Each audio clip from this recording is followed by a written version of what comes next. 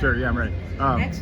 What the prevailing thoughts coming into this day? You know it's your last day, and those first like 5 minutes compared to what you're feeling maybe now. Take us through the emotions of the day for you. I think the biggest thing is, coming to this day, honestly, I'm just fortunate. Like, I know this is the end.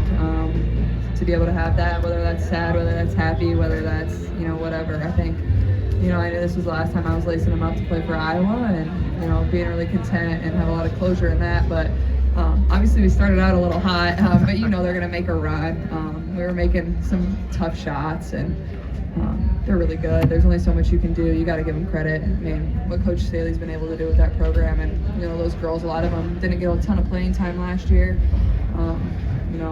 It's really incredible, and Cardoso's a threat inside. Like, there's only so much you can do. As when Hannah's 6'1", guarding 6'7", and they killed us on the glass, and at that point you got to shoot basically perfect to win. But so much to be proud of, so much to hold our heads high about, and it stings, but life goes on.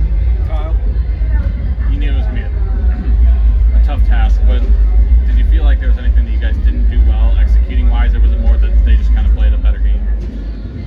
Honestly, I didn't think there was anything we didn't do that we could have to really help ourselves. I mean, it would have been nice to make maybe a few more shots. I thought they contested well and stuff.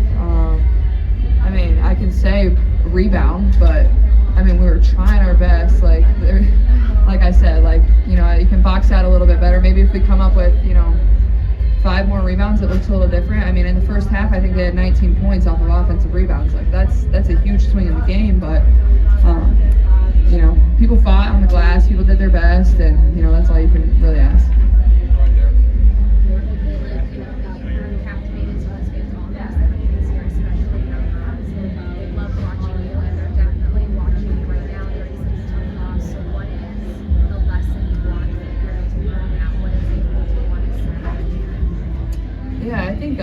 I don't know. I think the biggest thing is, I've tried to carry myself the same way no matter if we've lost, whether if we've won. And I guess that kind of just speaks to the way I was raised. At the end of the day, basketball is just a game. This isn't the end-all be-all for me. I know my career's over, and, it was sad going into that locker room the last time with a group of seniors that I love to death, and a team that, this is the last time we're wearing our uniforms together. And I don't know.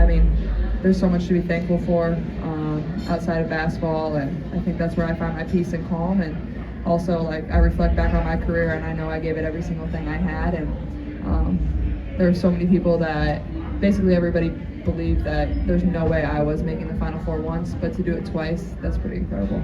Right there in front. Caitlin, what did you think of the Ravens defense? Yeah, I thought she defended well. I thought they all defended well. I thought they pressured the ball well. When you get to this point in the tournament, everybody's defense is good, no matter what. But yeah, I thought it was good. Michael, Caitlin, does it help, or is it a cost taking about 5 weeks? I think it helps. I think what better way to train and prepare for my next step in life than playing the Final Four. That's the way I look at it, and obviously that's not my focus, but I'm lucky enough to continue to be playing in the beginning of April, and I'll be able to play my first WNBA game here soon. But I think just reflecting back and knowing these moments are going to make me ready for the next chapter of my life, but also enjoying this one too. I think over the course of the next week or so, I know it's a quick turnaround, but reflecting back and enjoying these moments and enjoying them with my family who's been here supporting me every step of the way will be the most special part of it for me. Blake, Caitlin, obviously your career is more than just one game. How do you want your legacy here in Iowa?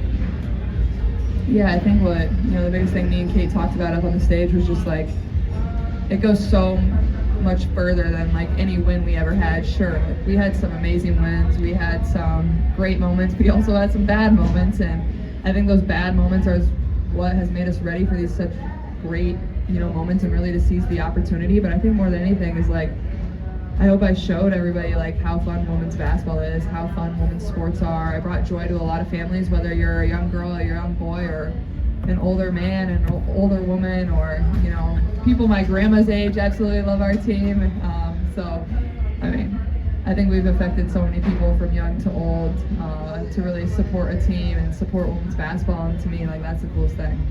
Dan, Caitlin, when you reflect, when you first got to Iowa, Yeah. could you have imagined what's happened over these 4 years? what would you say to that kid? Well, obviously I believed in the moments of being in the Final Four, but for it to be on this magnitude, with the amount of people watching, with the amount of people here supporting, with, I don't know, just all the attention in the spotlight, absolutely not. I would not have thought that, and obviously being in the Final Four, that was my goal, and to be able to accomplish that is something truly special. And I think that's the biggest thing is, just believe in yourself. That's what I would tell my younger self. I mean, looking back now, I think I would just be proud of the way I worked for this moment and earned it. Nothing was ever given. Like, I was in the gym all the time. I matured a lot, mentally, physically. People believed in me, people pushed me, people held me accountable. And those are the things that I'm thankful for, and that's why I'm here right now. Caitlin, sorry, right here. You just played your last game as a Hawkeye. How do you feel? Honestly, I don't know if it's really hit me yet. Hugging my teammates and hugging my coaches was probably one of the hardest things to do. And I told all the younger ones, this is your team now. You guys are ready for these moments. I think that's one of the biggest things about these seniors that are leaving is we really showed these younger girls what they're capable of, and bought into them every single day. And I'm so proud of them. Whether Hannah and Sid, especially, those two have been incredible all year long, and two people that maybe didn't always get the recognition that they deserved. And I think the emotions will probably hit me over the course of the next 48 hours, though. 4 minutes. Mike, Caitlin, you could have done what you did in a lot of different places. Yeah. You chose Iowa at a certain point in high school, and you've always said that you're glad to be there. What in hindsight, how glad are you stayed at Iowa, and what did doing that mean for you? Yeah, I think it's one of the best decisions I've ever made in my life is, committing to Coach Bluter and committing to play for the University of Iowa, whether it's, the way our fans have supported me, whether it's been the way I've been able to represent my state where I grew up and I love the game of basketball, whether it's been my family being at every single game. There's not a regret in my mind of how things went. I'll be able to sleep every night even though I never won a national championship. And I think that's the thing about everything I've done is there's so much to be proud of. I don't sit and sulk about the things that never happened. I just, Mom always taught me keep your head high, be proud of everything that you accomplished, and I think I'm still hungry for a lot more too. Caitlin, what is it going to be like for you to now watch this program? It's going to be a little weird, I think. I'm probably going to want to run out there on the court and keep playing for Coach Bluter. I wish I could have the best of both worlds, but I can't. But this program's in really good hands, whether it's the girls we have on the team, whether it's the recruits we have committed. It's in a really, really good place. And I think the biggest thing is I hope our fans continue to support in the way that they have.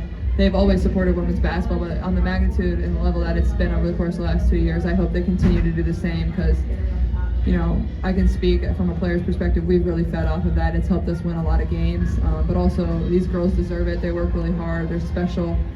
The way we play basketball is fun. It's uplifting. It's joyful.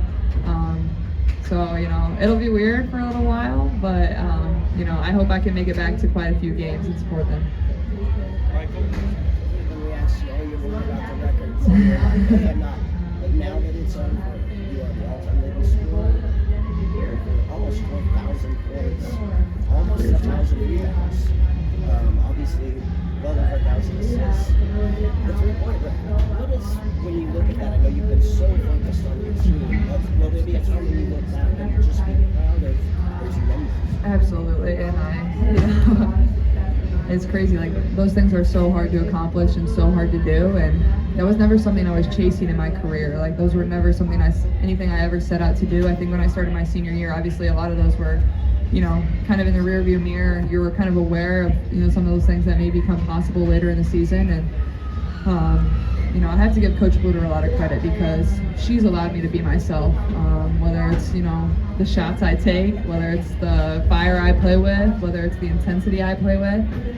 She's allowed me to be me, and I don't know if there's many coaches across the country that I could have committed to that would have allowed me to do that, and I wouldn't have had this type of career, and who knows if we would have had this type of success. So they're definitely really special, and especially because the people that are on those lists are people that I grew up wanting to be like, and I hope somebody comes along and breaks my records, and I wouldn't be surprised if that happens within the next few years. So that's what records are. Records are meant to be broken, so I hope somebody breaks it.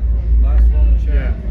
How hard was it going from the crossover at Kinnick to today with unbelievable attention on you? Like, how did you navigate it all and somehow bring it every night and score 18 points in the first quarter of the national championship game? Oh gosh, I mean, honestly, I don't know. I find a lot of I don't get nervous for games. It's crazy. It's the national championship, and I walk out there and I'm as calm as can be. And I think it's just because I trust all the work I put in. I know I'm ready for these moments. I know this is my last time playing in an Iowa uniform. There's nothing to lose. We're the underdog. Go out there and have a blast. And I feel like that's what I've done. And I'm proud of the way I've carried myself. It's certainly been hard at times. To always be in the spotlight and have everybody's eyeballs on you. And I wouldn't change it for the world, the positive and the negative. I'm so lucky and I'm so fortunate, and that's what I always remind myself is there's so many people that would want to be in my shoes. And it's been a lot of pressure, but it's been a lot of fun. And I feel like our team has just risen to every single moment, every single challenge. So just so proud of our program.